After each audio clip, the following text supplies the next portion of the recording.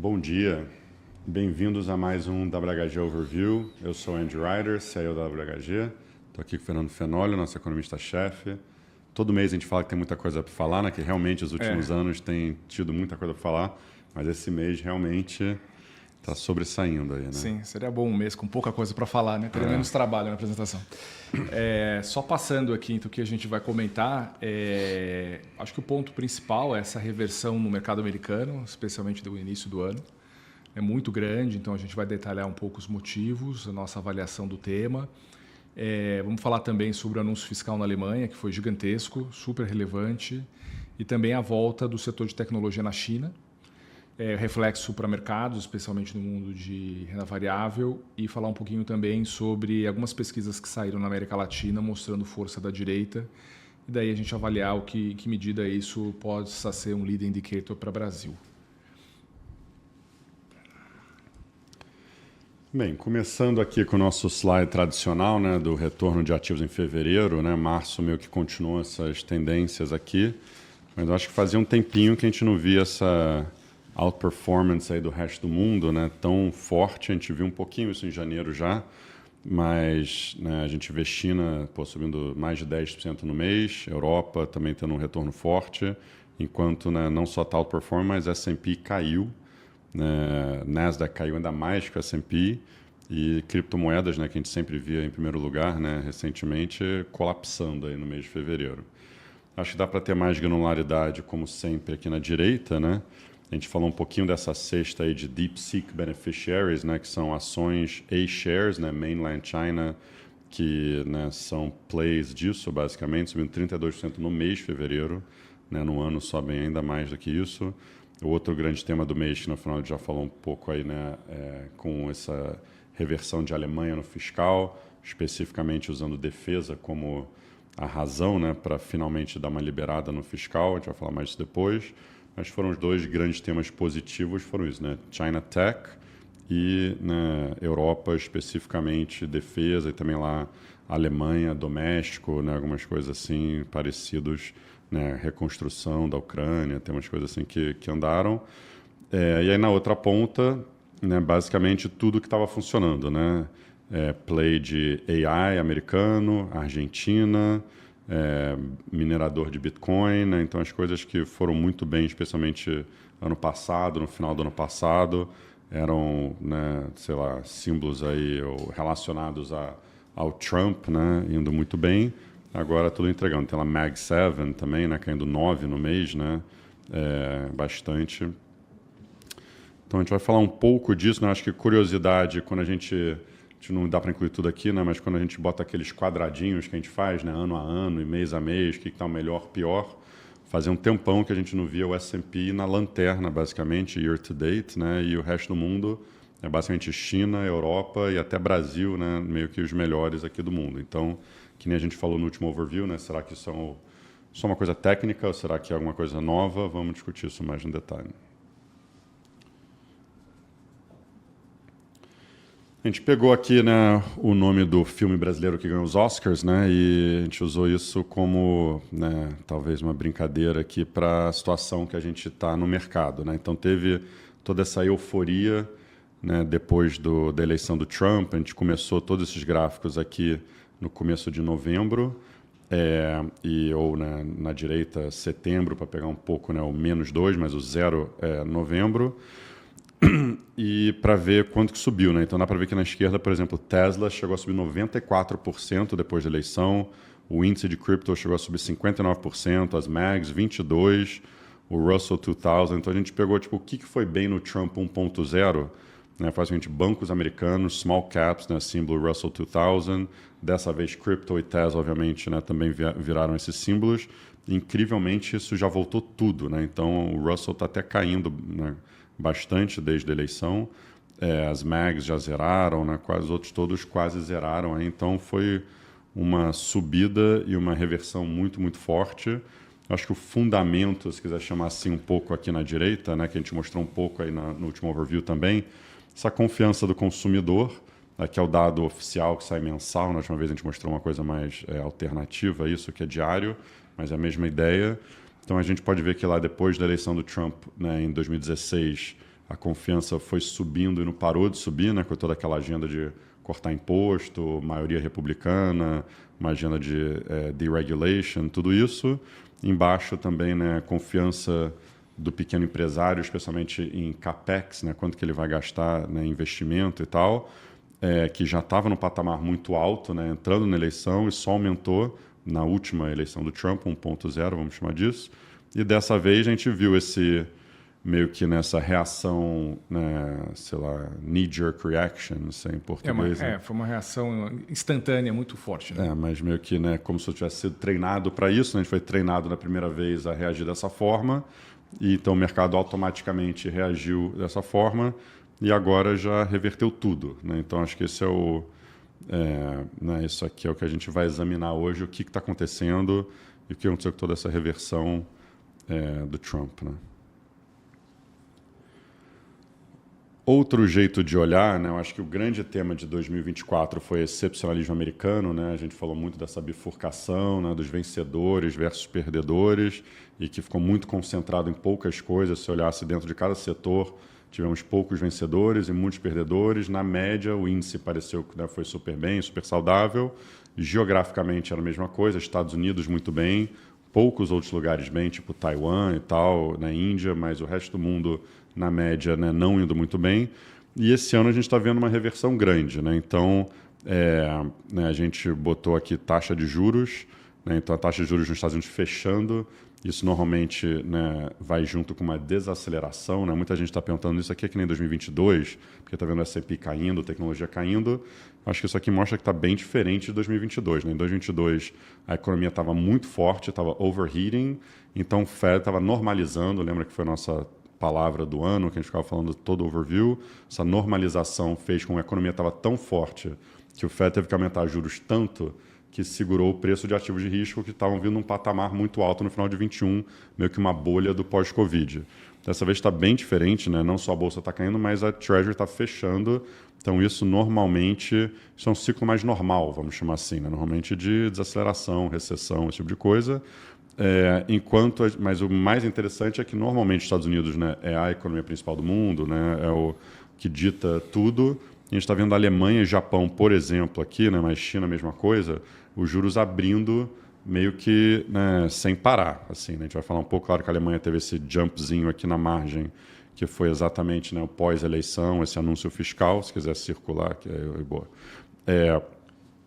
E o Japão também, né, tendo uma inflação alta e tal. E só para dar um pouco de referência, né, Japão a 1,6, eu me lembro, por 1 ano, 2 anos atrás, as pessoas falando, quando o Japão, o 10 anos do Japão chegar em 1%, acabou, todo mundo vai comprar isso infinito, fundo de pensão, eles não veem esse nível em décadas, etc.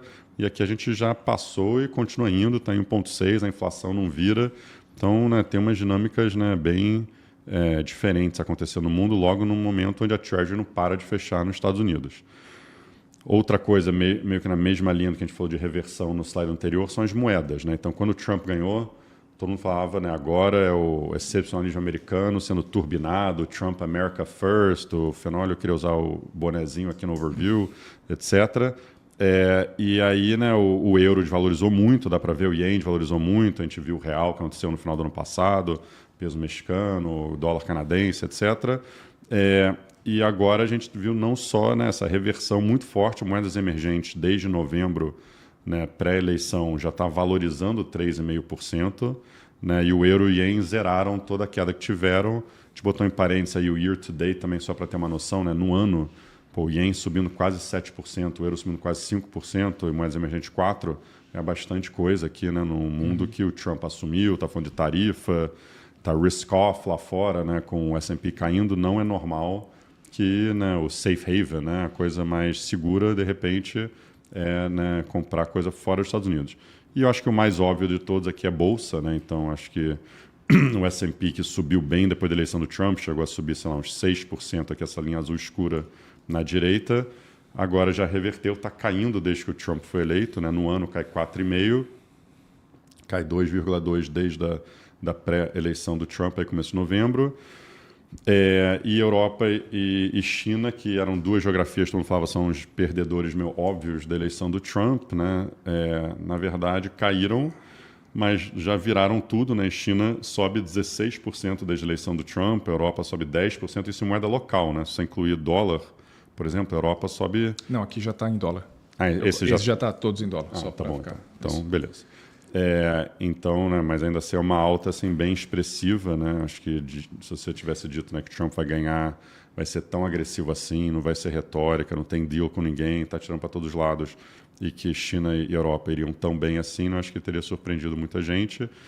E eu acho que, né, só para entrar um pouco mais nisso, a gente botou essa frase do Trump de domingo, que ele fez uma entrevista na Fox Business, que eu acho que fez preço no mercado ontem especificamente, que ele está falando, pô, mas o mercado está caindo, você é o presidente, né, pró-business, né, todo mundo achava, pô, presidente bilionário de real estate, entende o mercado, você está preocupado com o S&P, e ele falou, olha, eu estou construindo um país forte aqui, não dá para ficar olhando para o mercado no dia a dia, a China olha tudo com uma perspectiva de 100 anos, e aqui nos Estados Unidos a gente fica olhando trimestre a trimestre, né, meio que zoando, né, o mercado, fica olhando o resultado de trimestre. E a gente já falou aqui muitas vezes desse assunto, né, quando os policy makers, tanto o governo ou o Banco Central, não está nem aí para o mercado, é quando o mercado panica.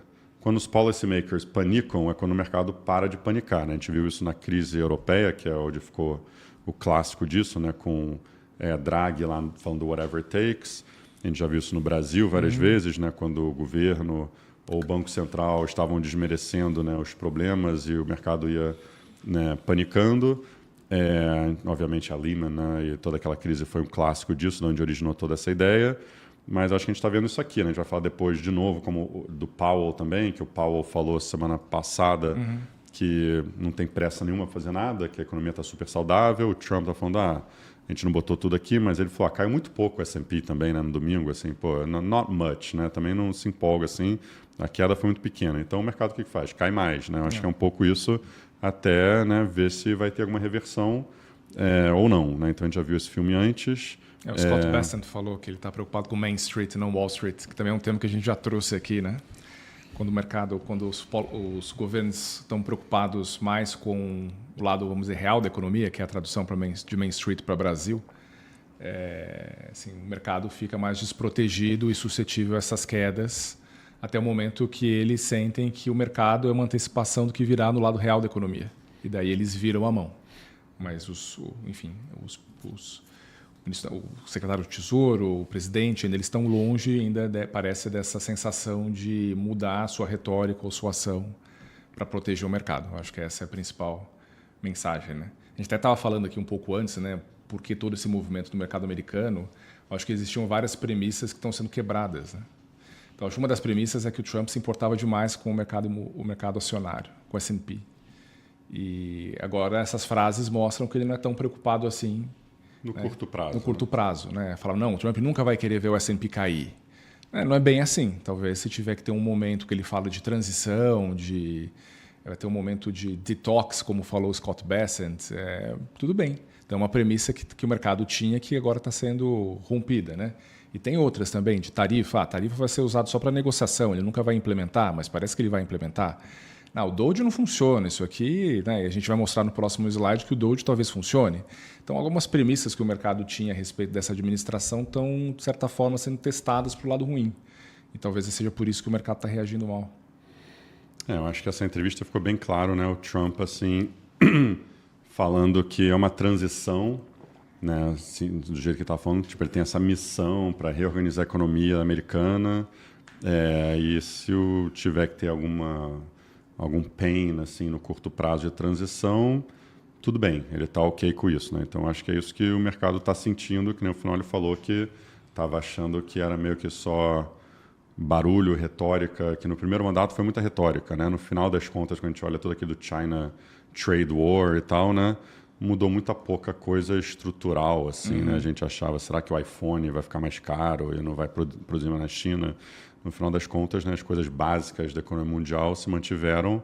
Aqui o Trump acha que veio com um mandato muito mais forte, né, e realmente está muito mais claro o que ele quer fazer, até na cabeça dele. Eu acho que tem um mandato mais claro, o time em volta dele tá mais unido nisso, né? No primeiro mandato tinha muita gente ainda meio Goldman style, sabe? Ainda com uma cabeça, mais né, establishment, globalista, que nem ele chama. Então, acho que, né, vamos realmente mexer nesses pilares da economia mundial e o mercado vê isso como, né, muita incerteza e talvez gere uma desaceleração na economia mesmo. É isso que o mercado está preocupado. É isso aí. E no momento que o posicionamento era muito grande, né? Depois acho que você comenta um pouco disso também. Sim. E é só falar um pouco de economia, desses pilares que estão sendo testados, né? Acho que um deles é o Doge. No último overview, nós trouxemos um pouco mais de detalhe a questão de tarifa e também a questão de imigração. E a gente está trazendo aqui hoje o Doge, né, que, de certa forma, é uma forma inédita de abordar a conta pública. Então, todo mundo tinha uma incerteza enorme sobre a capacidade disso ser efetivo ou não. Então, muita gente desmereceu na largada. Acho que nós nunca desmerecemos desde o início. Tá? Eu acho que conforme o tempo está passando, a gente está vendo que esse sistema de controle de conta pública começa a gerar algum tipo de fruto, né? De resultado. Tá? Então a gente vai abordar um pouco do detalhe e implicação econômica. A primeira coisa que eu trouxe aqui foi esse trecho do Wall Street Journal de algumas semanas, mostrando assim, um certo mau uso da contabilidade orçamentária do governo. Né? Como a administração Biden permitiu que os estados gastassem dinheiro que recebem do Medicaid, ou seja, para a saúde e outras coisas.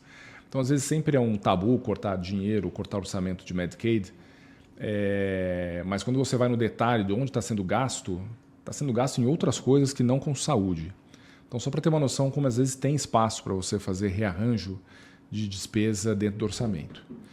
E o que o Doge já efetivamente cortou e está publicado é 100 bi de dólares. Tem gente que acha que é menos, que eles exageram, enfim, ainda tem uma certa polêmica em relação ao número, mas esse é o número oficial divulgado até agora, que está nessa tabelinha aqui, né? Então 100 bi. Daí você vai lá no mercado de apostas, né, no Polymarket, o mercado de apostas acredita que vai parar por aí. Esse ano vai cortar em torno de 100 bi. Você tem uma outra agência governamental que fez uma avaliação bem profunda sobre a contabilidade pública, chegou a 233 bi de cortes possíveis do orçamento. E a Exante, que é uma consultoria que a gente gosta muito e acompanha, fez também um estudo bem detalhado e chegou a alguma coisa aproximadamente de 250 bilhões de dólares de corte factíveis de serem feitos no curto prazo. Tá? Qual que é o ponto disso tudo? Né? Primeiro que o multiplicador fiscal desses cortes é muito alto. Tá? Segundo, quando você vai no CBO, ele mostra que quando você reduz transferência do governo para os estados, para as pessoas, o multiplicador disso é acima de 1. Então é muito potente esse tipo de corte. É diferente de cortar imposto. Quando você pega cortar imposto para pessoas de alta renda, o multiplicador é 0,4. Quando você tira o dinheiro da pessoa, né, a transferência, o multiplicador é acima de 1. Então é relativamente potente esse negócio. E quando você começa a traduzir isso para a economia, o impacto começa a ser um pouco mais palpável. Tá? Então a gente colocou aqui gasto do governo sem juros, que é meio gasto primário, né, para traduzir aqui para o Brasil. Então, só para ter uma ideia, em 2024 os gastos subiram 2% em termos reais e o orçamento público para 2025 aponta um aumento pequeno de 0,4%. Só que se você colocar os cortes que estão sendo implementados pelo Doge, você já vai para a contração de gasto público nos Estados Unidos em 2025. Tá? Se forem os 100 bi anunciados oficialmente até agora, e se eles forem realmente verdadeiros, o gasto público contrai 1,2%. Se forem 200 bi, uma estimativa mais perto aí dessa agência governamental ou do Exante, a gente já vai para uma contração de perto de 3% do gasto público. E numa simulação de 600 bi de corte, que é uma simulação extrema feita pela Bloomberg, você chega a quase 10% de contração do gasto público, que eu acho muito improvável de acontecer, mas só para ter uma noção da magnitude. Tá? Acho que o mais provável é que a gente fique com alguma contração de gasto público esse ano. E quando você joga nos modelos econômicos, vamos pensar só nos cenários mais possíveis, né, que é o de 100 ou 200 bi de corte em 2025, você chega aqui com uma contração de PIB perto de 0,5%. Tá? Concentrada especialmente no segundo semestre desse ano. E o impacto em juros. Né? Você vai ter um impacto aí de aproximadamente 20 basis points a menos de juros contra o cenário em que você não corta despesas. Então você já vai você vai começar a acumular, né, os impactos deflacionários das políticas do Trump.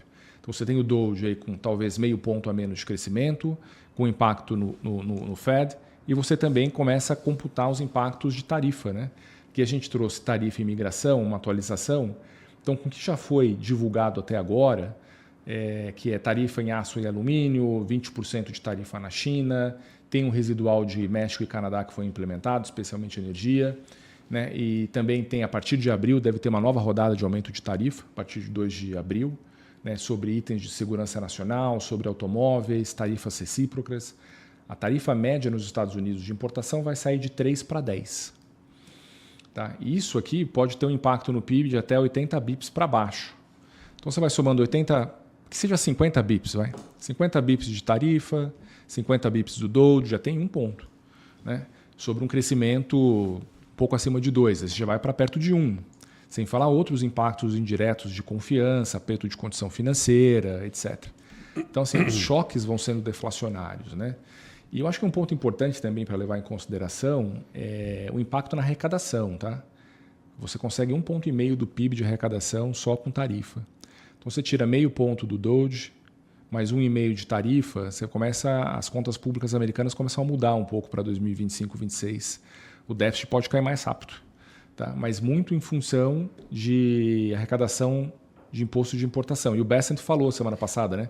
Tarifas não são regressivas, elas podem ajudar a custear no tax on tips, né? Sem não ter tarifa nas gorjetas. Mas isso eu acho que é um ângulo legal para a gente acompanhar. Então você vai somando esses pequenos choques, são todos para baixo. E um terceiro que a gente trouxe aqui de atualização é o fluxo de imigração na fronteira americana, né? Esse dado ainda não é oficial, a gente pegou essa informação, seja no tweet do Thomas Human, que é o czar da imigração, é o responsável pelo processo de controle migratório nos Estados Unidos. E também saiu uma reportagem no Washington Post falando sobre o tema, que o fluxo migratório em fevereiro ele foi assim, muito, muito baixo. Ele está aqui praticamente abaixo do range dos últimos 15 anos, né? Praticamente, se não me engano, em torno de 11 mil por dia. Não, foi 11 mil era com o Biden por dia. Ele está falando que está menos de 1.000 pessoas por dia agora. Então, o fluxo imigratório praticamente travou nos Estados Unidos. Isso vai ter implicação importante para o mercado de trabalho. E também tem esses anedóticos, né, que a gente pegou aqui do Wall Street Journal, saiu também alguns outros jornais americanos, em que os imigrantes estão com receio de sair de casa para trabalhar. Né? Tem alguns setores da economia que 20% da força de trabalho ela é de imigrantes não documentados, tá? Que podem sofrer, enfim, uma batida policial naquele estabelecimento e eles ficarem com medo de serem deportados. E também tem implicações relevantes para esses setores. Então você vai somando todos os choques, são todos choques, né, para baixo. E, de novo, naquelas premissas de que ele não seria tão agressivo nessas políticas, eram mais retóricas, elas vão caindo por terra e ele está com um mandato forte e está implementando. E aí vai ter impacto na economia sim, né? Diga, meu amigo. Não, acho que para só complementar o que o Fenólio falou aqui, né, acho que algumas anedotas assim, que a gente tem ouvido, né, por exemplo, viagem, né, trabalhadores federais está caindo mais do que 50% no ano. Né? Acho que, pensa se você toca algum órgão do governo, budget lá, você não está querendo chamar a atenção do Musk agora, né? Então você está cortando tudo o que você pode nesse sentido. E hoje está tendo a maior conferência, né, de airlines aqui, mais importante, eu acho, do ano. E as airlines estão cortando guidance, estão caindo aqui, falando que março está fraco, muita gente segurando, tanto o consumidor quanto o corporates e tal. Outra anedota né, o Doge tweetou semana passada, um dado que os nossos analistas até acham que é meio questionável, mas falando quantas licenças eles têm de software por empresa, né? Quantos Adobes, era tipo 11 mil, ServiceNow, sei lá, 4 mil, não me lembro os números, ia um por empresa, e falava quantos estavam ativos, quantos usavam aquilo, né? E era tipo 25, números baixíssimos. 13, sabe? Números assim. Então, vamos cortar tudo isso. A gente estava na conferência também, que é a maior, né, do ano de tecnologia, semana passada, e as empresas meio que falam que o número não é bem esse e tal. Só que virou um assunto, assim, para as empresas, tipo, né, qual a sua exposição ao governo federal, e se isso pode cair, pode ser significante. Então, é um negócio que está impactando o mercado mesmo, está impactando, né, realmente empresas e expectativa de crescimento nos Estados Unidos eram, né, eu acho que o governo é quase 30% do PIB, né? Então, pouco menos, mas é importante. Se realmente vai cair nessa magnitude, a gente até ouviu que o Trump estava falando para o Elon Musk dar uma segurada, assim, não é para sair cortando tanto, né, de tudo quanto é lado, porque tá gerando né, uma preocupação. E que a gente falou aqui, aqui são algumas anedotas aqui de, né, cruzamento né, na fronteira e tal, mas o ponto é que realmente de 11 mil para 229 é um colapso tão grande, né, que tem que imaginar que né, vai ter impactos econômicos reais, assim, né? E se você pensar que a economia mundial, especialmente Estados Unidos e países abertos, né, o Brasil meio fora do mundo, mas, né, os países abertos, né, cresceram tanto nas últimas décadas porque tinha globalização, né, mão de obra barata, tudo isso nos últimos anos, e que isso pode, um governo federal crescente, né, e tudo isso pode reverter. Por mais que essas coisas podem ser boas, a gente não vai julgar aqui, né, cada um tem sua visão. No curto prazo, economicamente, isso, né, faz a economia desacelerar. É basicamente isso. A gente já falou várias vezes, né, por mais que ser responsável é legal a longo prazo, o mercado de ações adora um governo e um policymaker irresponsável, né? Quando a gente faz QE, né, fiscal, corta juro para ficar juro real negativo, o mercado de ações realmente gosta. Então, ao contrário, pelo menos no curto prazo, não é bom. Disse tudo. Aqui é só um pouco dos indicadores de crescimento também. Acho que é um pouco só para resumir, né? Mas tem esse, por exemplo, PMI de serviço já desacelerando. O manufacturing sobe um pouco por, alguns dizem, antecipação à tarifa. Então, as empresas estão produzindo ou importando para fazer estoque, né? A gente pega importação por categoria, né? Todas as categorias subiram muito em janeiro em relação à média do segundo semestre de 2024. Então está tendo aí uma antecipação, sim, do que das políticas do Trump tarifárias. Até teve um dado da Atlanta Fed dizendo que o PIB ia colapsar 2%. O próprio Atlanta Fed já reconheceu que tem um erro naquele cálculo, porque tem um pouco de ouro nessas importações e o ouro não entra no PIB. A Goldman faz um tracking mais bem acurado e mesmo assim caiu, né? Chegou a 2,70 aqui o PIB do primeiro TRI, caiu para 1,3 muito rápido, né? Então, caiu pela metade o crescimento, né? Ontem o Ian Hatzus, que é o economista-chefe da Goldman, publicou um texto falando, né, que o título era de crescimento acima do potencial para baixo do potencial, isso que a gente está vendo, né? E também a gente pegou um quote, né? A gente está cheio de quotes aqui nessa... porque tem muita anedota mesmo, ainda não tem o dado, né? Esse é o ponto. A gente não está vendo o hard data ainda, é mal, né?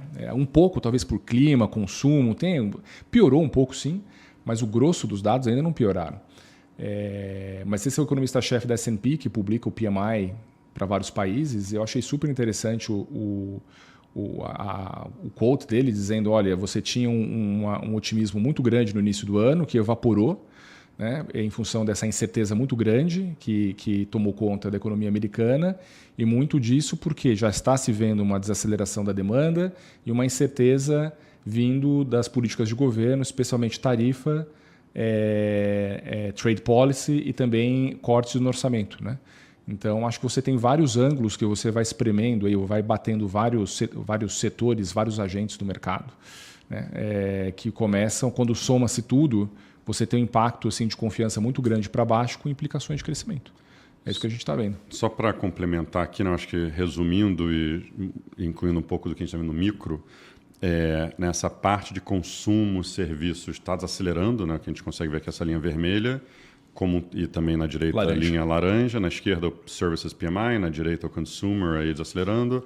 Isso está pegando no PIB, mas o que a gente está vendo é que também teve muito impacto do clima, né? Então, fevereiro teve muito impacto em clima, a gente vê restaurantes com vendas caindo, varejo, vendas caindo, viagem, que a gente falou. A gente acha que em março as coisas já estão melhorando. Então, a gente já viu isso várias vezes nos últimos anos, as pessoas começam a se empolgar que a economia vai entrar em recessão, desacelerando, e no próximo mês as coisas voltam e vê que não é bem assim. Então, teve um clima muito, muito frio lá, teve os fogos também, né, antes disso, então distorceu um monte de dado, já está vendo, né, gasto no cartão de crédito começando a voltar.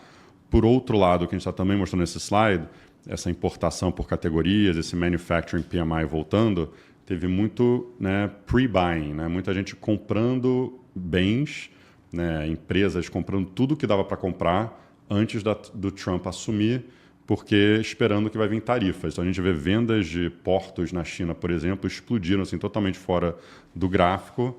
E né, normalmente essa época do ano, depois do Natal, tem um colapso aí de demanda, né, de frete, desse tipo de coisa. E, na verdade, foi muito, muito forte. Então, acho que talvez uma coisa meio compensa a outra. A gente vai ver essa parte industrial meio desacelerando, talvez a parte de consumo voltando um pouquinho. E aí o medo do mercado agora já passou dessa fase e está indo para o que vai acontecer com tarifa no começo de abril. O Trump está falando que no começo de abril vai implementar um monte de tarifa e todas essas incertezas têm a ver com isso. Né? Então, um pouco isso que a gente tentou mostrar no slide. Sei que tem um monte de dado aqui, mas é assim que a gente está vendo as coisas. E a pergunta que resta, né? E o Fed? Onde está o Fed put nessa história toda, né? O Andrew já comentou no início, né, que a última comunicação do Powell na semana passada, ele manteve a mesma linguagem, né? Nós não tem pressa, nós estamos bem posicionados, esperando para ter um pouco mais de visão sobre para onde vai a economia. Os outros membros do Fed também ainda bastante cautelosos. Talvez tenha uma janela, uma oportunidade na semana que vem de reavaliar esse cenário, dado que temos a reunião do FOMC no dia 19. E amanhã temos um dado de inflação, que a gente acredita que vai ser até bom. Então, talvez isso, mais tudo que está acontecendo no mercado, mais talvez o Fed possa mudar. Tem uma janela para mudar. Se não mudar, é ruim, né? Mas, por enquanto, ele está sendo duro. E aí tem alguns motivos, né? Mas antes disso, né, eu acho que apesar do Fed estar com essa retórica, o mercado naturalmente vai na frente.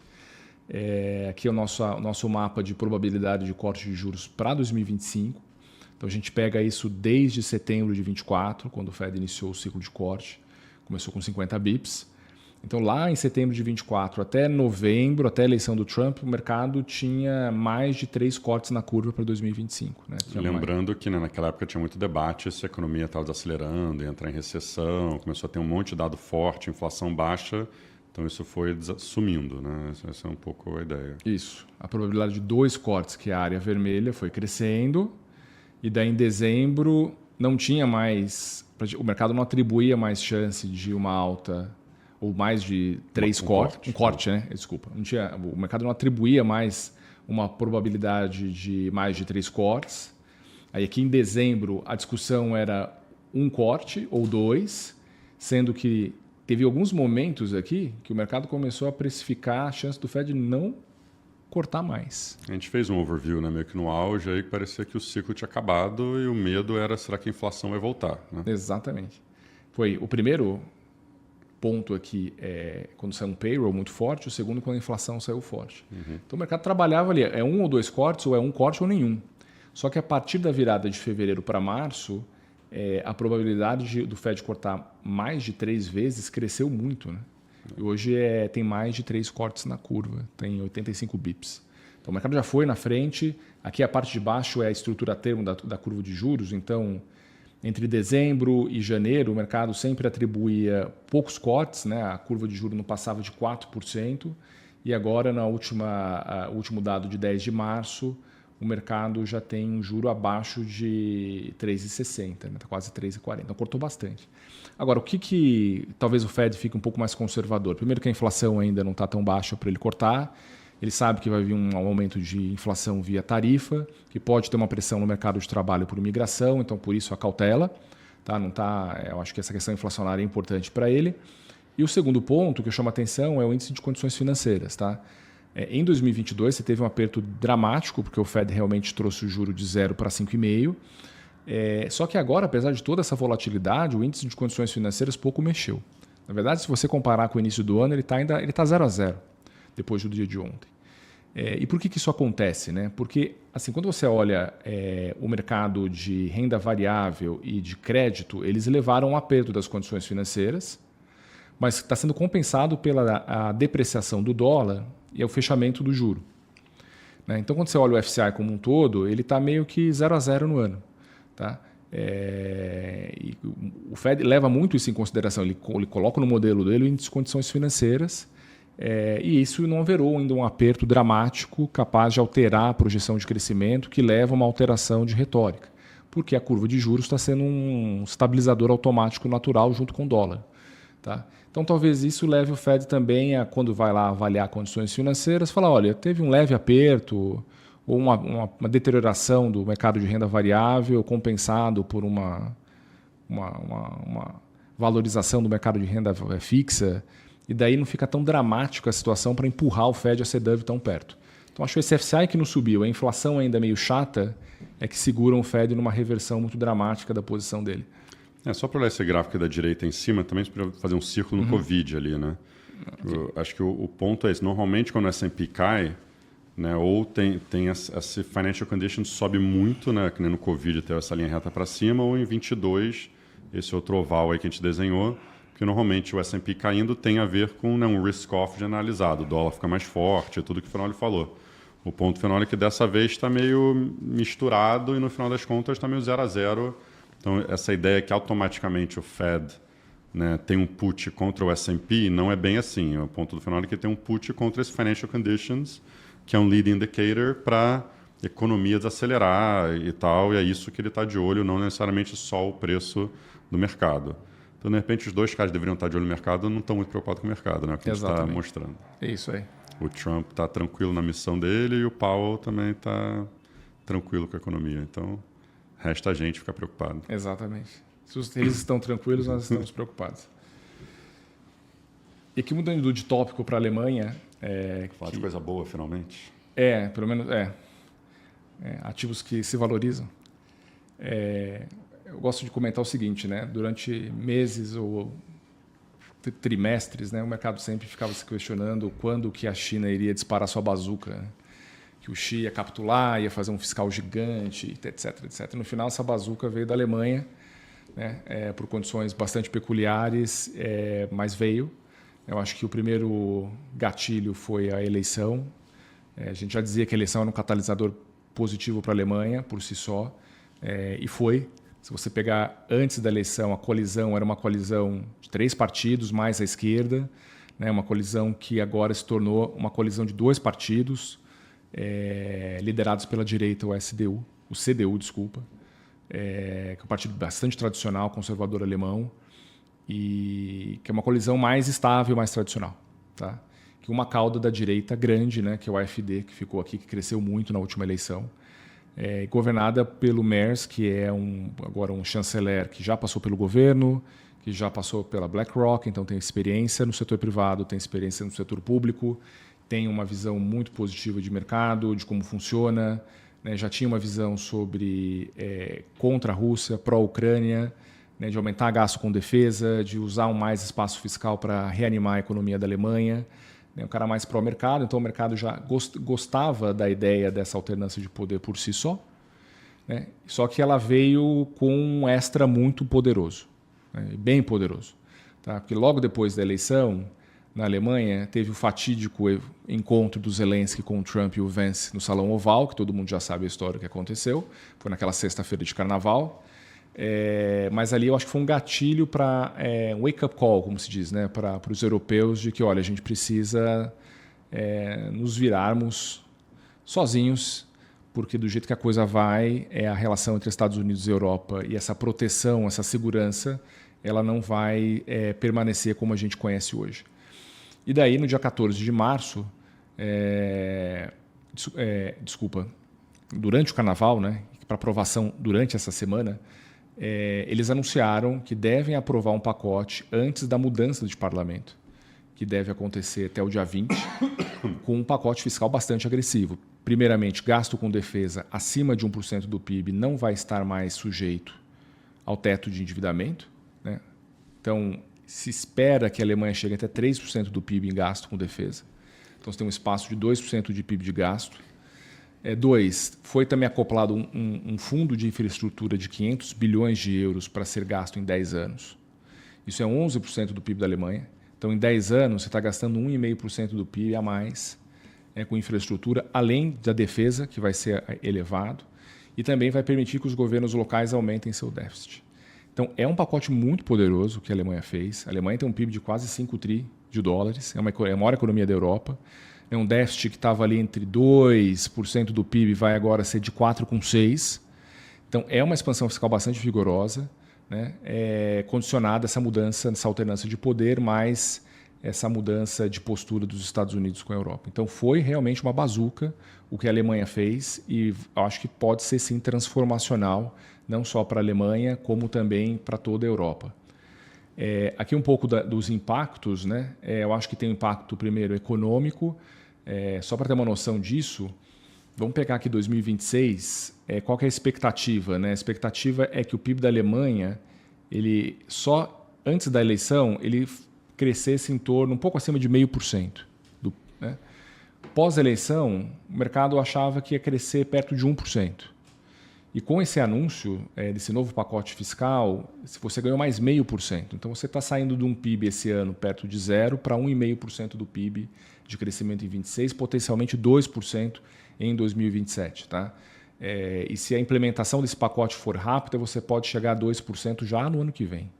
Então, é uma alteração muito grande de crescimento na Alemanha e que você vê o reflexo disso no mercado de juros. Né? Quando você vê a variação dos juros de 10 anos na Alemanha de um dia, nós vimos, na semana passada, a maior variação diária de juros desde a reunificação. Tá? Então, foi um evento assim, muito grande. Eu acho que esse movimento dos juros reflete isso e que a gente vai entender e vai capturar essas implicações ao longo do tempo, ao longo do mercado, o preço dos ativos já está se refletindo nisso, a bolsa já subiu bastante, o setor de defesa subiu, e eu acho que tem muito mais para vir, porque tem muito gasto para acontecer.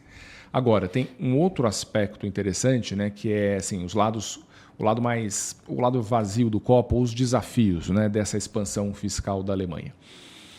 O primeiro ponto, né, se você pegar de 1990 para cá, todo o gasto fiscal na Europa foi praticamente em gasto social. Né? O gasto com defesa ele caiu por muito tempo e agora voltou a subir na margem, mas é basicamente o mesmo nível de 35 anos atrás. Se você precisa aumentar esse gasto com defesa para cá, você provavelmente terá que segurar um pouco o gasto social. O welfare state vai ter que ser menor, né, para comportar aumento do gasto com defesa. Então aqui você vai ter primeiro o desafio desses governos com os seus eleitores. E o segundo aspecto importante para ver é que a dívida pública de todos os países vai aumentar. Seja porque eles vão gastar mais, seja porque o juros vai ser mais alto. Então, o juro mais alto na Alemanha, tudo bem, a Alemanha tem uma dívida pequena, tem 60% de dívida em relação ao PIB, não é um problema. Mas para a Itália e para a França é um problema. Elas já são muito endividadas, têm um déficit elevado. Né? Pouco tempo atrás, a França estava passando por apuros na curva de juro longa, discussão sobre orçamento público, dificuldade de conseguir uma coesão, a gente já falou disso aqui em umas lives passadas. A situação fiscal desses países vai piorar ainda mais. Então aqui o ponto é qual que é o limite que o mercado vai dar para a expansão fiscal em defesa em países como Itália e França, ou, né, as repercussões que a Alemanha gerará para essas economias. Né? Então esses dois pontos que a gente precisa avaliar, em que medida os eleitores vão permitir que os gastos com defesa cresçam tanto e vão ter que esmagar um pouco o gasto social ou diminuir, e em que medida o mercado vai financiar esse gasto com defesa sem gerar um estresse relevante, né, a ponto dos os governos terem que voltar atrás. Acho interessante esse último gráfico, também mostra que a Alemanha, né, tem muita pouca, né, dívida relativo a país envolvido, então acho que um pouco da história que a gente tem falado faz um tempo, a Alemanha e China talvez são os dois países que ainda têm bala para gastar. Né?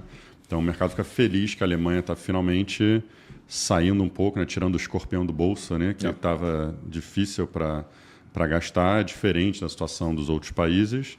Afinal, está falando aqui que tem alguns que já estão gastando demais faz tempo e vão querer entrar nessa brincadeira também, o que vai acontecer. Né? Então, acho que dá para olhar qual é o meio cheio, qual é o meio vazio. Qual é o meio vazio é que os juros pode abrir muito com esse gasto fiscal. Mas, sei lá, o jeito que eu olho é que os juros que a gente mostrou lá no outro slide da Europa é muito mais baixo que dos Estados Unidos. Né? A gente sempre se questionava, isso faz sentido? Países que crescem menos, são menos dinâmicos, não tem AI. Por que eu vou pagar, né, receber uns juros mais baixos desses países do que dos Estados Unidos? E eu acho que o mundo inteiro estava se questionando, por isso que o dólar só se valorizava, etc. Então, de repente, é uma coisa saudável que finalmente eles vão gastar mais, tentando ter uma economia um pouco mais dinâmica, que leva a gente para esse quote aqui do Michael Hartnett, que a gente sempre cita ele, né?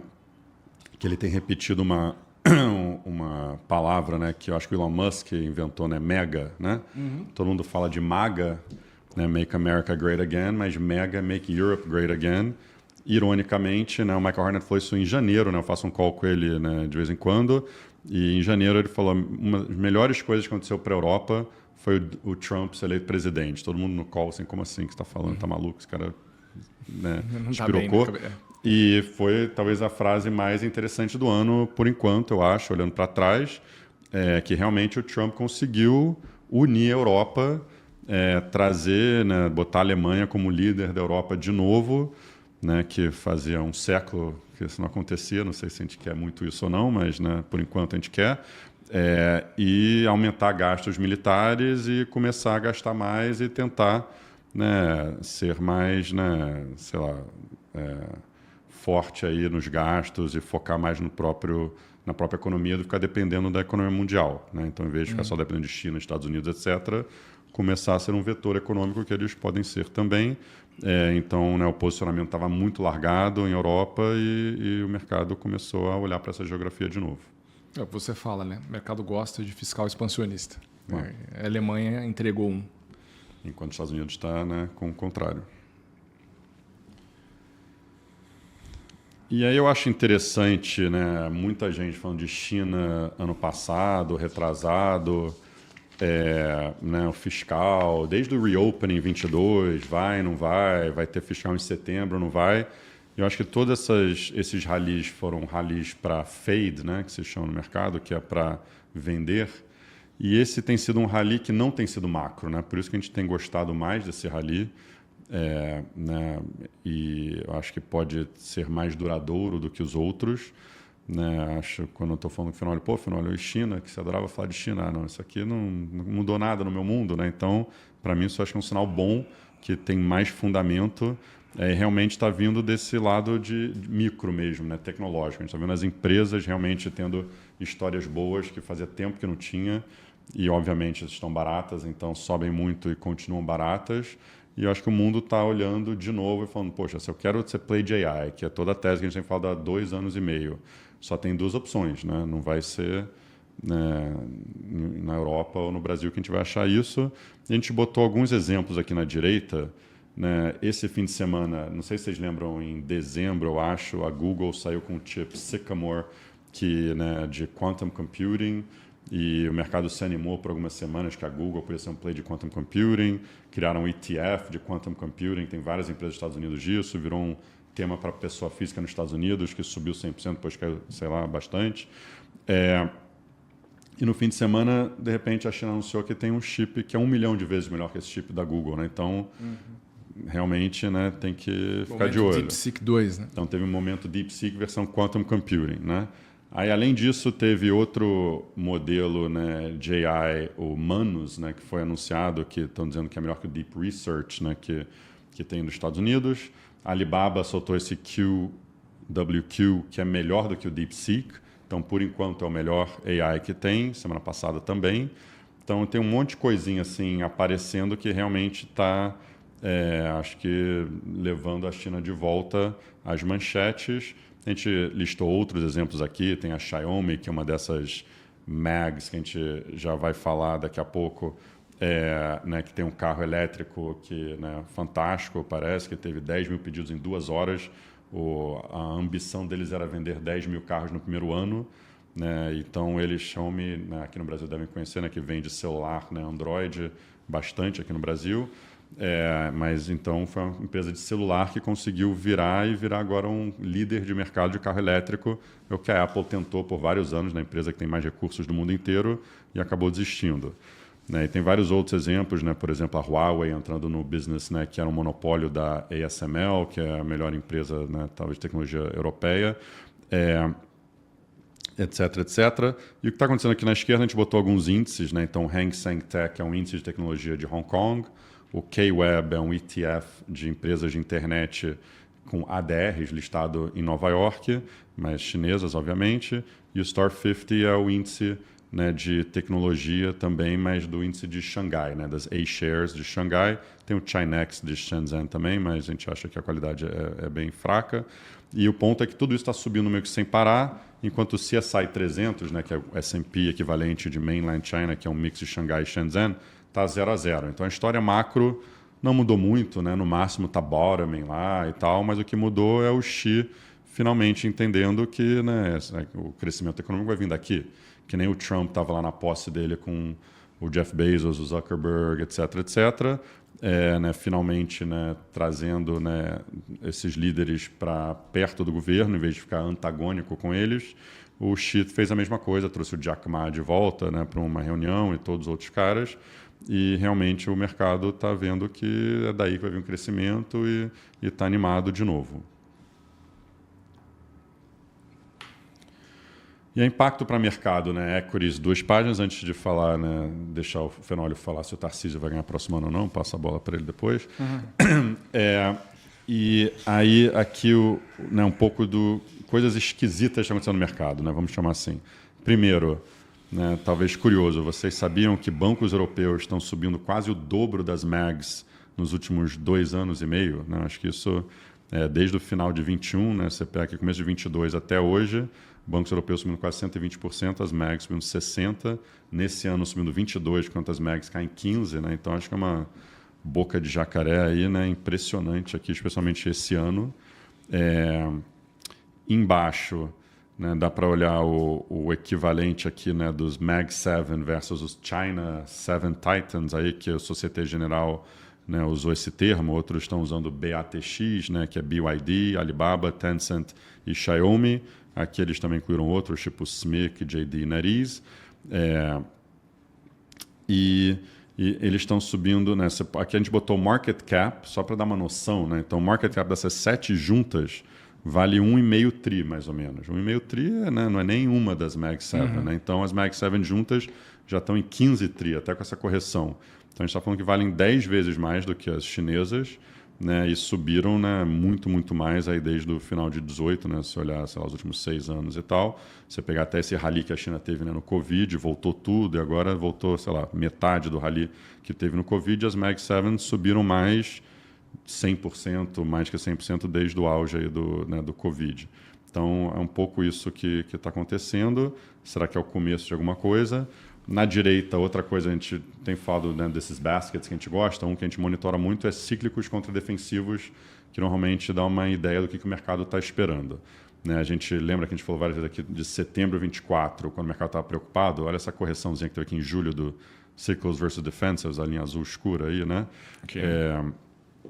Isso aí é quando o mercado estava preocupado que ia ter uma recessão de novo, aí depois subiu um pouquinho, caiu de novo, aí o Powell veio lá e cortou 50 bits, meio que no low ali do setembro 24. Desde então vieram vários dados fortes, eleição do Trump, etc, etc. E aí esse ano já colapsou tudo para voltar toda a alta que teve de 2024 de cíclicos versus defensivos. Isso aqui é uma coisa bem preocupante, né? Então o mercado precificando que alguma coisa está esquisita com a economia. Só que o que chamou até mais atenção é quando você olha a versão disso de mercados emergentes, que isso aqui é da Goldman, eu acho, a linha verde, caiu nada. Né? Então, basicamente, na parte cíclica da economia, a gente vê isso aqui no Brasil também, né? Quando você olha Vale, essas coisas que qualquer, né, espirro estava ficando doente, agora está pelo contrário, assim, né? Não está sofrendo nada com essa correção nos Estados Unidos. Então, isso aqui é uma coisa diferente que está acontecendo. E outra coisa meio que na mesma linha aqui, quando a gente olha esse low vol ETF, né, que são empresas bem ultra defensivas americanas, que pagam dividendo bom e tal, que, né, estavam não performando tão bem relativo, né, ao índice, mas esse ano teve uma boca de jacaré muito grande, não é que estão caindo, estão subindo, né, recentemente, enquanto o S&P está caindo. Então, realmente, isso normalmente é um sinal de fim de ciclo, todo mundo está indo para empresas defensivas, e então, né, e normalmente isso não coincide com mercados emergentes indo bem, Europa e China indo bem, então realmente está diferente esse começo de ano. O mercado está atribuindo que ainda é um problema só americano, né? Exatamente, é isso aí. Por enquanto. E aí eu acho que por último aqui, né, essa que é a grande questão do mercado. Acho que esse slide aqui é bem importante, né? A gente talvez não tenha todos os dados ainda para mostrar, mas quisemos trazer algumas coisas, que é, né, a gente bota aqui em final de 22, provavelmente se você conversasse, né, teve uma mudança de regime, teve algumas coisas muito importantes. Se você perguntasse para o Fenoli, ele ia falar, pô, olha, teve o Fed Pivot, teve a China encerrando o Covid-0, mas acho que talvez o evento mais importante foi o lançamento do ChatGPT. Lembra um pouco de setembro de 2008, né? A gente estava brincando aqui na mesa ontem, né? Que muita gente lembra, né? Que foi um evento muito importante, né? Que foi quando que revolucionou o mundo, né? Teve um ponto de inflexão, né? Setembro de 2008, que foi quando a Apple lançou, né? Acho que foi o segundo ou terceiro iPhone. Foi o segundo que teve um App Store. E aí que começou todo esse boom de mobile internet, né? As pessoas acham que teve a Lehman, também aconteceu naquele mês, mas foi menos importante. E eu acho que é parecido com isso. E o que isso desencadeou um boom de AI, né? Era só você ter comprado esse AI Basket aqui da Goldman, eu acho que é a que a gente usou, ou nesse Hedge Fund VIP, mostra que se você só tivesse comprado o Hedge Fund nessa época, que estão comprando nessas empresas queridinhas, também teria ido muito bem, ou o S&P também, né? Melhor do que o ACWI, que é o índice mundial. E agora, nessa barrinha recente, teve a inauguração do Trump, teve o DeepSeek, teve a eleição na Alemanha, a gente está falando de um monte de evento. Será que esse regime mudou? Será que a gente está entrando em outro regime?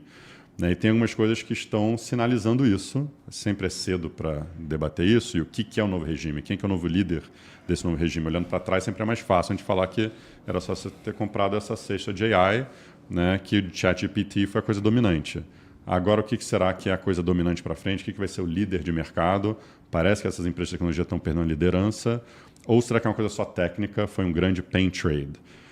Aqui na direita, Morgan Stanley, né, tem esses dados aqui, né, que o time quantitativo deles fazem, que a gente achou impressionante e conversa com o que a gente está ouvindo, né, de anedotas aí do mercado. A gente conversa com muita gente lá fora, né, que eu falei, nosso Head of Research, que fica em Nova York, estava lá em São Francisco semana passada, falando que muito desses fundos, né, multi-strategy, né, que tem vários pods, né, estão fechando pods, assim, todo dia alguém meio que explodindo. É isso que a gente está vendo no mercado, né? Coisas que as pessoas gostam estão caindo sem parar, coisas que as pessoas estão short meio que não caem, até sobem de vez em quando. Então, se você olhar Crowded Longs, que é um basket da Morgan Stanley, contra o S&P, o retorno rolling de 3 semanas está no pior nível, assim, ever. Assim. Então, nem na só pandemia fez isso. Botar isso em contexto. A pandemia, que durou 3 semanas, parece que, né, foi o fim do mundo. Final de 21, começo de 22, quando teve a normalização do FED, também foi um pain trade enorme para essa comunidade de tecnologia e tal. 22 foi horroroso, nem se comparou com isso. Então, realmente, assim, é uma dor muito, muito grande. Eu acho que, né, vamos ver se o mercado volta. Hoje já está um pouquinho melhor. Às vezes, quando isso acontece, que chega o final do mês e ninguém viu o que aconteceu, acho que está todo mundo torcendo isso em Wall Street, né? Recebe e-mail todo dia falando, não, agora já limpou, está na hora de comprar, pode entrar que a água está quentinha, e vem outra leva, né? Porque esses fundos estão realmente reduzindo o risco. Acho que quinta-feira passada, dia 6 de março, foi o pior dia da história do Crowded Longs versus o S&P. Né? Então, isso também é outro sinal, assim, pô, realmente, né? Pior do que o Covid, né? Pior do que qualquer um desses dias. Teve tanto dia ruim ali do Jackson Hole com Powell, quando ele foi hawkish, né? Sei lá, coisa assim. Isso aqui realmente, né, surpreende, dado que não teve grandes coisas, né, nos últimos dias, se você pensar friamente. Mas eu acho que o que está surpreendendo muito, então tem muito e-mail que a gente recebe todo dia, que o net exposure, a exposição líquida dos hedge funds, foi reduzida, mas o problema não está nem no net exposure, está no gross exposure. Né? Então acho que vindo desse ano de 24, onde tiveram alguns vencedores e muitos perdedores, todo mundo meio que foi se afunilando nos mesmos trades. Você começa a ver que, né, se você está comprado uma empresa de utility, se beneficia de boom de power, né, em AI. Uma empresa de industrials que está se beneficiando de, sei lá, turbina a gás que depende de AI. Etc, etc. Todo setor tem isso. Você está em certas geografias, tipo, né, o semicondutor, ou geografia tipo Taiwan, etc., que todo mundo está focado nisso. E na outra ponta está short as mesmas coisas. Isso fez todo mundo ficasse bem confiante e ficasse com gross exposure muito alto. Além disso, a gente também tem visto que esses fundos, né, bem alavancados, né, market neutral, ganham muito market share dos fundos direcionais, porque muito fundo direcional foi muito mal em 22. Né? Esses fundos foram muito bem quando você olha o agregado dos últimos 4 anos. Então, os alocadores estão achando, isso aqui é meio que a molezinha que tem da vez e vamos alocar nisso. Eles ganham todo ano, em todo regime, né, esses multimercados americanos. E basicamente, né, foram ganhando mais share, eles são muito mais alavancados que os fundos normais, porque eles têm menos risco direcional. Então, o gross exposure está no all-time high, isso aqui é dado do Prime Broker da Morgan Stanley, que é o maior, né, que tem, que cuida de todos, né, é líder de mercado nisso. E a gente vê que, né, teve um pouquinho de degrossing aí, bem na margem ali, né, se quiser circular ali, não dá nem para ver direito, mas parece que está só no comecinho isso. A gente já viu isso antes, né? Long-term capital management, quando explodiu, o impacto que teve, acabou, né, gerando, né, uma crise, acho que foi na Rússia na época, né? Quebrou a Rússia. Quebrou a Rússia. Então, acho que uns impactos meio indiretos, assim, o que isso pode acontecer. Difícil saber se é o começo de alguma coisa ou não, mas é uma bolha, eu acho, no mercado que muitos, né, apontam que um dia pode dar um grande problema no mercado e, né, pode ser o comecinho disso, que implicaria uma mudança de regime. Converso, acho um pouco esse excepcionalismo americano, né, que está todo mundo nesses trades e tal. Se fosse ter uma mudança de regime, eu acho que isso conversa com isso. Então, acho que para mim é o grande medo. Assim, eu acho que a atividade, eu acho que deu uma acalmada, que nem a gente falou. Talvez o mercado caindo, por mais que o Trump está ignorando e o Powell ignorando, eu acho que tem que estar chegando mais perto do momento onde eles dão uma aliviadazinha. Mas isso aqui eu acho que não foi bem digerido, teve muito pain aí no mercado. E eu acho que as pessoas vão repensar um pouco e se cada um vender um pouquinho, força o outro a vender, porque o outro tem a mesma posição que ele, e entra numa bola de neve que pode ser ruim. Os dois últimos de Brasil aqui para a gente encerrar. Acho que chamou a atenção essa semana a divulgação da pesquisa da Atlas Intel sobre pesquisas na América Latina. Tá? Acho que é sempre legal a gente olhar um pouco esse prisma regional, né? E o que a gente traz para o Brasil. Porque as pesquisas sobre o Brasil, acho que está todo mundo bastante já ciente do que aconteceu. Agora é interessante ver o que está acontecendo com os nossos vizinhos, né? Que tem eleição próximas, né? A Colômbia tem eleição em maio do ano que vem, o Chile também tem uma eleição próxima. E o que a gente está vendo, tanto em Colômbia como em Chile, que são dois países com governos de esquerda, é uma piora dos níveis de aprovação. Tá? Então, a Colômbia realmente se destaca, né, com o Petro, está indo com 33% de aprovação e 64% de desaprovação. Né? Na Colômbia não tem reeleição, mas mostra a dificuldade de você fazer um sucessor bastante grande. E no Chile também o Boric tem mostrado uma piora na margem, foi para 57% de reprovação, 40% de aprovação. 40% é uma linha d'água ali bastante importante também, mais para não se reeleger ou fazer sucessor do que continuar no poder. Então dá a sensação que Colômbia e Chile vai ter essa alternância. O Brasil, na mesma régua, o Lula tem piorou de novo, né? Foi de 51 para 53 na questão da desaprovação, a aprovação ficou igual a 46, que é um nível melhor do que os parceiros. 46 é um nível bom, é um nível competitivo para a eleição nas estatísticas históricas. Tá? Então acho que esse é um ponto que o Andrew sempre fala, né? Fala, o brasileiro é sempre muito otimista com a alternância de poder, mas quando você olha os números do Lula em algumas métricas, ele ainda é muito competitivo. É diferente na Colômbia, onde parece que realmente o Petro não tem muita capacidade de fazer um sucessor. Tá? Mas tem piorado. Talvez a gente está passando por essa onda. Né? Existem essas ondas, e talvez a próxima onda é mesmo de direita na América Latina, que começou com a Argentina e possa passar pelo Brasil. Uma coisa que chamou atenção nesse relatório é a questão da segurança pública. Tá? Em todos os países, né, a segurança pública é vista como está piorando nos 5 principais países da região. Né? O Brasil está com 73% das pessoas respondem que está piorando, né? Parecido com a Argentina, parecido com o Chile. Só 12% melhorando. Eu acho que essa é uma percepção que todo mundo tem, não precisa, né, ter essa pesquisa para mostrar. Mas 2 pontos são interessantes. Tá? Primeiro, quando você vai para a pesquisa de Brasil e o Atlas pergunta qual é o principal problema do Brasil hoje, em primeiro lugar está a questão de impostos. Acho que essa narrativa de aumento de impostos todo momento está permeando aí o imaginário do eleitor, né, com razão. E o segundo tema que mais preocupa o eleitor brasileiro hoje é segurança pública. Também faz muito sentido. Tá? Então, a gente sempre pensa assim, qual que vai ser o tema da eleição para 2026? Está um pouco distante ainda, mas o que começa a se desenhar? Talvez seja a segurança pública um dos temas muito importantes para o ano que vem.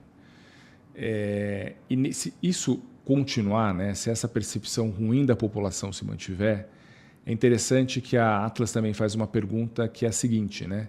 Na questão de segurança pública, qual é o partido, ou pelo menos qual é o grupo político que melhor lida com segurança pública, né? Em todos os países, com exceção do México especialmente, a direita é considerada o grupo político que melhor lida com esse problema. Brasil é 50%, Chile 44%, Colômbia 50%.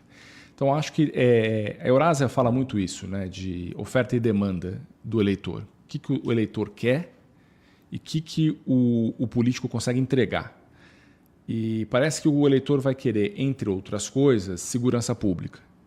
E parece que os partidos de direita são considerados aqueles que melhor conseguem entregar isso de volta. Então, esse pode ser uma combinação muito favorável para a direita, não só no Chile, na Colômbia, mas também no Brasil. Então, é um tema para a gente acompanhar. É longe de achar que isso vai ser definitivo, mas eu acho que é um ponto que a gente chama atenção, né, como um determinante, talvez, para a eleição de 2026.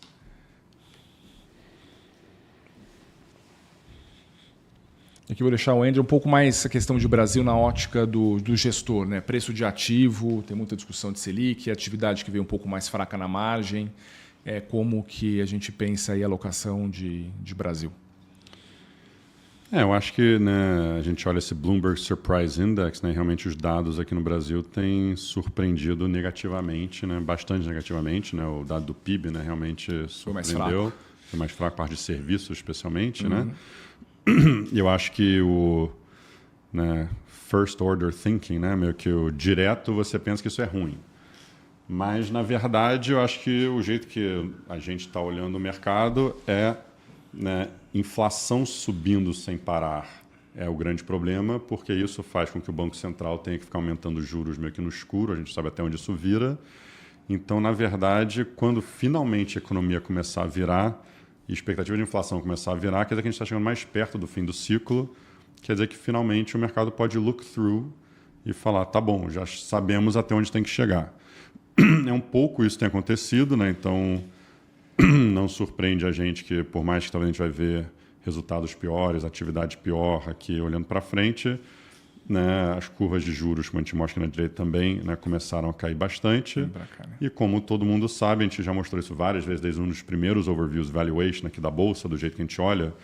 E quando a gente começou a mostrar o overview aqui, esse outros, ainda estava 20 vezes PI, né? Então tinha muita gente falando, o Brasil está barato, porque você olha o índice, a gente teve que mostrar, não, na verdade, o índice está barato porque tem muito lucro da Petrobras e da Vale, que é maior do que no passado, é diferente dos Estados Unidos, onde o lucro foi crescendo das empresas de qualidade, a composição do índice melhorou muito, então 21 vezes PI no S&P, na verdade, é 16 vezes no Equal Weighted S&P. No Brasil, ao contrário, né? Tipo, a parte de commodities estava barata, mas os outros estavam muito caro, 20 vezes PI. Agora, esse outros a 11 vezes PI, parece que, né, é um pouco mais razoável. Sendo empresas de qualidade da Bolsa, estão 11 vezes, até com juro alto, né, etc. Claro que se a economia desacelerar, esse I está errado, então esse 11 na verdade não é 11, talvez é 13, alguma coisa assim. Sim. Mas é bem mais interessante do que o 20 que era lá atrás. E a mesma coisa com financials, que estava 10 vezes, agora está 6. Né? Então, acho que esse tipo de coisa mostra que já tem muita coisa no preço e que, finalmente, quando a economia virar de verdade, você consegue look through. Acho que o medo que a gente tem... Então, acho que a linha positiva seria essa. Né? A popularidade está piorando, que a gente mostrou na América Latina. Se você extrapola para frente e vê essa economia piorando, essa popularidade só vai piorar. E o mercado consegue, né, olhar para frente e falar, dado o valuation que a gente está hoje, até com a economia piorando, dado a popularidade piora também, a gente já consegue começar a melhorar. Acho que o problema do Brasil, que é por isso que a gente é Brasil, né, que sempre é mais complicado do que isso. Né? Acho que na prática o que a gente está vendo são políticas mais ortodoxas para segurar um pouco a economia. Heterodoxas. Desculpa, heterodoxas, que vai segurar um pouco mais a economia. que acaba segurando mais a popularidade, que acaba segurando mais esse juro alto, acaba segurando a inflação num patamar mais alto, né? Então, acho que a gente pode chegar nesse equilíbrio onde, né, talvez não, em vez o que uma economia de mercado normal faria? Se aumentaria muito os juros, acabaria com essa expectativa de inflação, a economia desaceleraria, e aí o mercado poderia olhar através disso e falar, pô, beleza, aqui é o pior momento, vamos olhar para frente. Aqui no Brasil a gente faz esse negócio que é meio híbrido de tudo isso. Fica empurrando o problema para frente. Fica empurrando, então a gente talvez tenha que coexistir com um juro mais alto, mais tempo, uma inflação mais alta, mais tempo, desancorar um pouco a inflação e atividade que não piora tanto quanto provavelmente deveria piorar. E aí fica barato por mais tempo as ações também, porque, né, fica nesse meio do caminho. Então, acho que é um pouco isso que eu acho que é o debate aqui, né, se realmente dá para dar aquela capitulação final de desacelera, piora a economia e vamos, ou se, né, não é do interesse de ninguém que isso aconteça e vamos ficar empurrando com a barriga e vamos ter que conviver com esses juros mais altos. Legal que não vai para 16 ou 17, ou se eu fizer aquele modelinho de equilíbrio para a inflação e para a meta, tinha que ir para 20. Em vez de ir para 20, a gente vai ficar em 14,5, uma coisa assim, 15. E aí a inflação fica desancorando e fazendo política heterodoxa. De repente, né, não é o melhor dos mundos, mas também não é o pior dos mundos. E aí a gente fica meio que nesse meio do caminho. É isso aí. Muito bom. Beleza? É isso. Bem, muito obrigado. Tinha muita coisa para a gente falar hoje. Extrapolamos o tempo. Extrapolamos o tempo um pouco. Obrigado por, né, ficar com a gente tanto tempo. E esperamos que esse mês dê uma acalmada e próximo mês a gente tenha coisas melhores para falar. Um abraço. Obrigado.